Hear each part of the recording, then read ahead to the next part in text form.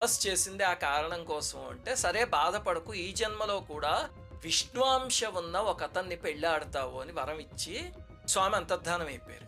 ఇంక అప్పటినుంచి విష్ణువంశ ఎవరిలో ఉంది అని ఆవిడ అన్వేషణ మొదలుపెట్టింది. ఒక వినాయక చవితికి మహర్షులందరూ నదిలో స్నానం చేసి మట్టితో స్వామి ప్రతిమ చేసి దాన్ని ఒక చెట్టు కింద పెట్టి పూజ చేసుకుని ఆ తరువాత వినాయక తత్వాన్ని ఒక మహర్షి అందరికీ చెప్తూ శుక్లాంబరధరం విష్ణుం శ్లోకాన్ని చెప్తున్నారు. విష్ణుం అనే పేరు ఏమిటి అంటే, విష్ణువు అంటే విశ్వవ్యాపకమైన శక్తి. విష్ణువేనా గణపతేనా ఒకే శక్తికి భిన్నమైన రూపాలంతేను, ఆ శక్తి మాత్రం ఒకటే అని ఏదో చెప్తూ ఉంటే ఆ తల్లి విని, ఓహో అయితే విష్ణువంశతో ఉన్నది గణపతి అన్నమాట అని మనస్సు పొంగిపోయి వెళ్ళి అమాంతం ఆ విగ్రహాన్ని కౌగిలించుకుంది. స్వామి నువ్వే నా పతివి అని మెళ్ళో పూలమాల వేయబోతే గణపతి విగ్రహంలోంచే వారించి, అమ్మా మోహావేశంలో తొందరపడకు, నేను నీ పతిని కాదు అని చెప్పి చెయ్యి కూడా నిజరూప